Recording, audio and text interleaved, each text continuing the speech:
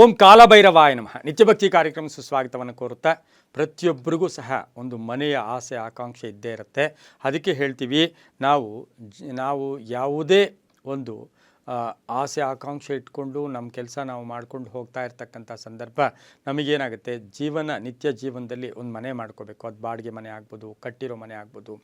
ಹಾಗೆ ಏನೋ ಒಂದು ಮಾಡ್ಕೋಬೇಕು ಅಂತಕ್ಕಂಥ ಆಸೆ ಆಕಾಂಕ್ಷೆ ಇಟ್ಕೊಂಡಿರೋರು ಎಷ್ಟೇ ದುಡಿದ್ರೂ ಕೂಡ ಒಂದು ಮನೆ ಮಾಡ್ಕೊಳ್ಳೋಕ್ಕೆ, ಅದ್ರ ಜೊತೆಗೆ ಒಂದು ಕಾರು ಸಹ ತಗೊಳ್ಳೋಕ್ಕೆ, ಅಥವಾ ಮನೆ ಕಾರು ಈ ಎರಡನ್ನು ತಗೊಳ್ಳೋಕ್ಕೆ ಎಷ್ಟೋ ಜನ ತುಂಬ ಶ್ರಮ ಪಡ್ತಾರೆ. ಆದರೆ ಆದಾಯ ಇರುತ್ತೆ, ಮಾಡ್ಕೊಳ್ಳೋಕ್ಕೆ ಸಾಧ್ಯನೇ ಆಗ್ತಾ ಇರ್ತಕ್ಕಂಥ ಸಂದರ್ಭ. ಇದಕ್ಕೆ ಕಾರಣಗಳೇನು ಅಂತಕ್ಕಂಥದ್ದನ್ನು ನಾವು ಇವತ್ತಿನ ಸಹ ತಿಳ್ಕೊಳ್ಳೋಣ. ಜ್ಯೋತಿಷ್ಯ ಶಾಸ್ತ್ರದ ಪ್ರಕಾರ ಮನುಷ್ಯ ಆಶಾಜೀವಿ ಅಂತ ಹೇಳ್ತೀವಿ. ಆಶಾಜೀವಿ ಯಾಕೆ ಅಂತ ಹೇಳಿದ್ರೆ, ನಮಗೆ ಹೇಳ್ತಾ ಇರ್ತೀವಿ ಋಣಾನುಬಂಧ ರೂಪೇಣ ಪಶು ಪತ್ನಿ ಸುತ ಆಲಯ, ಋಣಾನುಬಂಧ ರೂಪೇಣ ಪಶುಪತ್ನಿ ಸುತಾಲಯ ಅಂತಕ್ಕಂಥದ್ದನ್ನು ಕೂಡ ಹೇಳ್ತೀವಿ. ಇನ್ನು ಜ್ಯೋತಿಷ್ಯದ ಆ್ಯಂಗಲಲ್ಲಿ ನೋಡೋಕ್ಕೆ ಹೋದಾಗ ಮನೆ ಕಾರು ಹೊಂದುವ ಯೋಗ ನಮಗೆ ರಾಶಿಚಕ್ರದ 4ನೇ ಮನೆಯ ಸ್ಥಿತಿಗತಿಗಳನ್ನು ಒಳಗೊಂಡಿರುತ್ತೆ. ನಾವು ಮನೆ ತೊಗೋಬೇಕು ಅಂದರೆ 4ನೇ ಮನೆ ನೋಡ್ತೀವಿ, ಕಾರ್ ತೊಗೋಬೇಕು 4ನೇ ಮನೆ ನೋಡ್ತೀವಿ.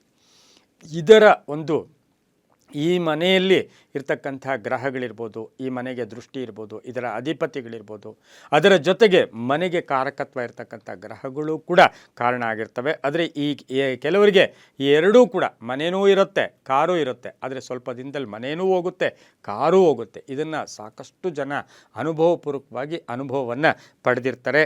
ಆದರೆ ಕೆಲವರು ಸತತವಾದ ದುಡಿಮೆ ಶ್ರಮೆ ಇದ್ದರೂ ಕೂಡ ಮನೆ ಮಾಡ್ಕೊಳ್ಳೋಕ್ಕೆ ಆಗೋದಿಲ್ಲ. ಇದರೊಂದಿಗೆ ನಮಗೇನಾಗುತ್ತೆ, ಭೂಮಿ ಯೋಗ ಕೂಡ ಬೇಕು ಮನೆ ಕಟ್ಕೊಳ್ಳೋಕ್ಕೆ. ಅಪಾರ್ಟ್ಮೆಂಟ್ ಆದರೆ ಯಾವುದೋ ಫ್ಲೋರು ಎಲ್ಲೋ ಒಂದು ಕಡೆ ಹೋಗಿ ಬುಕ್ ಮಾಡ್ತೀವಿ, ಲೋನ್ ಹಾಕ್ತೀವಿ, EMI ಕಟ್ಕೊಂಡು ಹೋಗ್ತಾ ಇರ್ತೀವಿ.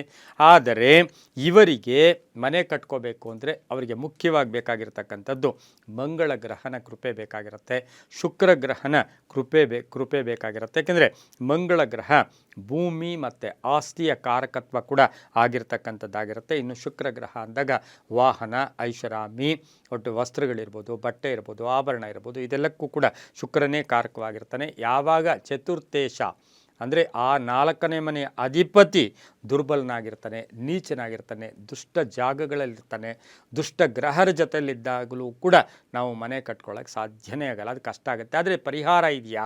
ಪರಿಹಾರ 100% ಇದೆ. ಈ ಪರಿಹಾರಕ್ಕೇನು ಅಂದರೆ, ಏಕೆಂದರೆ ಈ ಸುಖಸ್ಥಾನದಲ್ಲಿ ಇರ್ತಕ್ಕಂಥ ಗ್ರಹಗಳು, ಸುಖಸ್ಥಾನಕ್ಕೆ ಹೊಂದಿರತಕ್ಕಂಥ ದೃಷ್ಟಿ, ಇದೆಲ್ಲವನ್ನು ಗಮನಿಸಿ ನಾವು ನೋಡೋಕ್ಕೆ ಹೋದಾಗ ಪರಿಹಾರಗಳು ಅಂದರೆ ಏನು, ನಮಗೆ ತಾಯಿಯ ಸಮಾನರು ಅಥವಾ ನಿಮ್ಮ ತಾಯಿ ಅಥವಾ ಅವರ ಸಮಾನರಿಗೆ ಕಾಲಿಗೆ ಮುಟ್ಟಿ ನಮಸ್ಕಾರ ಮಾಡ್ಕೊಳ್ಳೋದು, ಅಟ್ಲೀಸ್ಟ್ ವಾರ ಮಂಗಳವಾರ ಹಿರಿಯರ ಹತ್ತಿರ ಅಥವಾ ಅವ್ರಿಗೇನೋ ಸಹಾಯ ಮಾಡ್ತಕ್ಕಂಥದ್ದು ಸಹ ಎಲ್ಲೋ ಒಂದು ಕಡೆ ನಿಮ್ಮ ಸ್ಥಿರತೆಗೂ ಕೂಡ ಇದು ಕಾರಣಿಯಾಗುತ್ತೆ.